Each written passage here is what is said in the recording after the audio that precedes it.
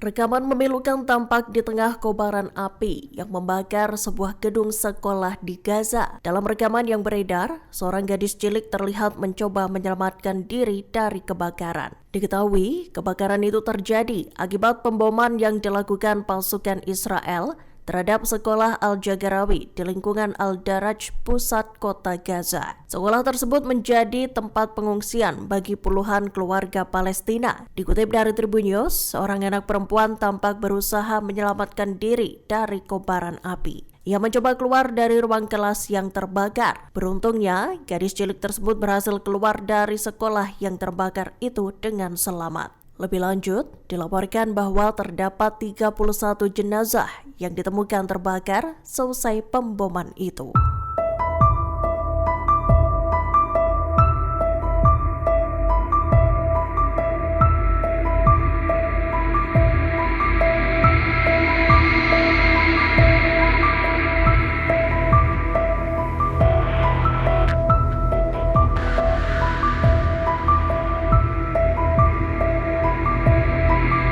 Para perwira lapangan senior di Dinas Keamanan Internal Israel Shin Bet mengancam bakal mengundurkan diri secara massal. Ancaman itu dilontarkan seiring dengan kabar penunjukan Majen David Zinni sebagai kepala Shin Bet selanjutnya. Diketahui ancaman pengunduran diri massal itu dilaporkan pada Minggu 25 Mei 2025 malam. Dikutip dari Tribun News, para perwira Shin Bet mempertimbangkan pengunduran diri dalam sebuah diskusi tertutup. Bagi mereka, pengangkatan Zinni sebagai kepala Shin Bet merupakan langkah politik yang merusak integritas profesional badan tersebut. Mereka menekankan pandangan Zinni tak sesuai dengan nilai-nilai yang dijunjung Shin Bet. Meski belum ada pengunduran diri secara resmi yang diajukan, ancaman itu menandai perbedaan pendapat yang signifikan, terutama di jajaran Badan Keamanan Rahasia Israel tersebut.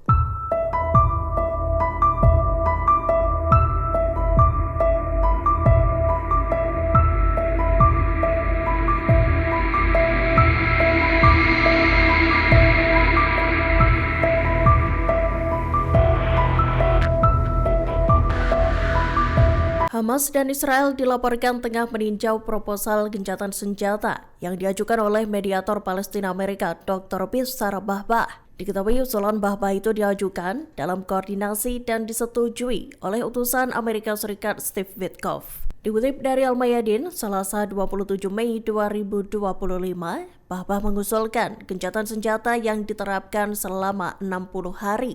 Bersama dengan itu akan ada pembebasan 10 sandera Israel dalam 2 tahap. Kemudian terdapat pula pembicaraan langsung yang bertujuan untuk mengakhiri perang Gaza. Namun rupanya Hamas sendiri justru mengusulkan gencatan senjata selama 70 hari. Nantinya militan Palestina itu akan membebaskan 5 tawanan hidup dan 5 lainnya yang telah tewas. Kedua versi usulan itu mencakup mekanisme untuk memfasilitasi akses kemanusiaan dan mengurangi serangan.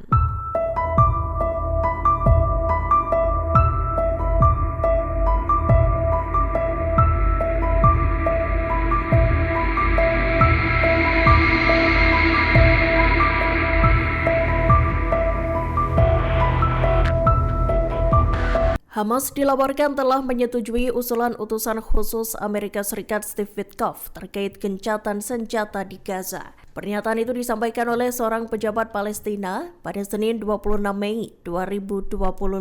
Namun seorang pejabat Israel membantah hal tersebut. Ia menepis bahwa usulan tersebut berasal dari Washington dan menambahkan bahwa Israel tak menerimanya.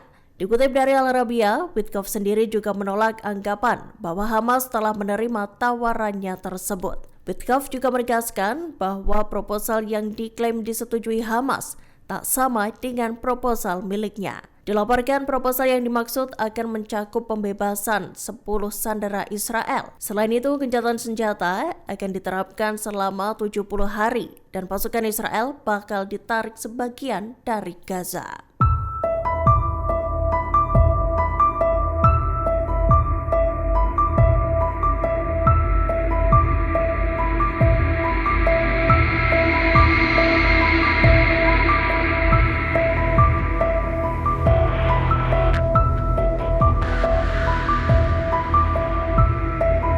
Perdana Perdana Menteri Israel Benjamin Netanyahu berjanji akan membawa kembali seluruh sandera yang masih ditawan di Gaza. Janji itu dilontarkan Netanyahu dalam pernyataannya pada Senin 26 Mei 2025.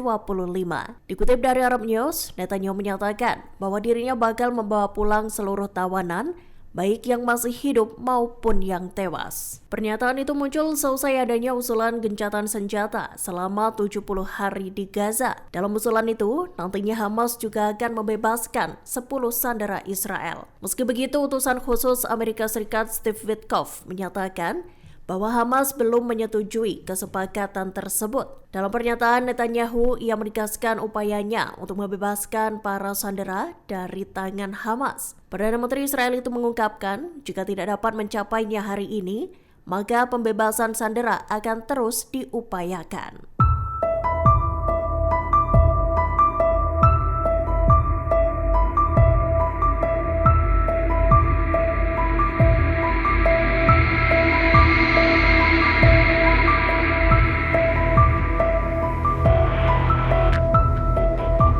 Kepala Program Pangan Dunia WFP Cindy McCain membantah keras tuduhan Israel yang menyatakan bahwa Hamas mencuri bantuan kemanusiaan di jalur Gaza. Dalam pernyataannya, McCain menegaskan bahwa tak ada bukti yang mendukung klaim tersebut.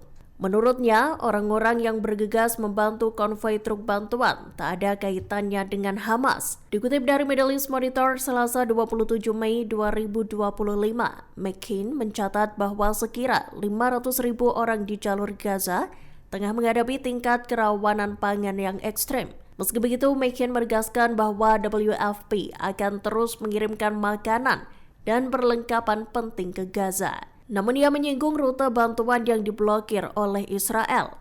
Lebih lanjut, kepala WFP tersebut pun menyerukan agar masyarakat dunia turut menekan Israel untuk membuka akses ke Gaza. Menurutnya, penundaan pembukaan rute bantuan dapat menyebabkan bencana kemanusiaan.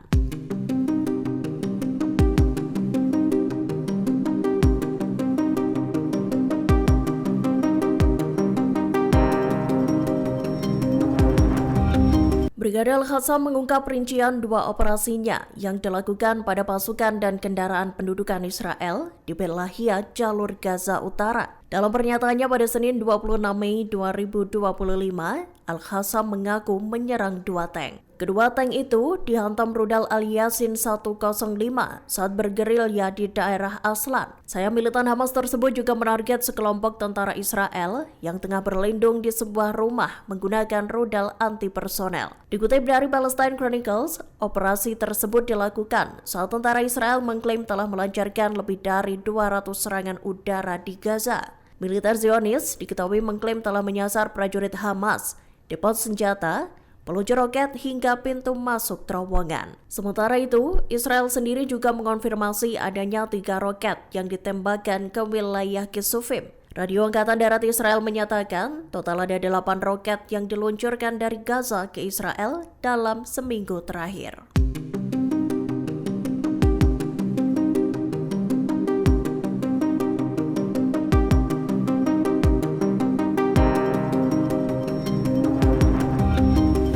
Download Tribun X sekarang, menghadirkan lokal menjadi Indonesia.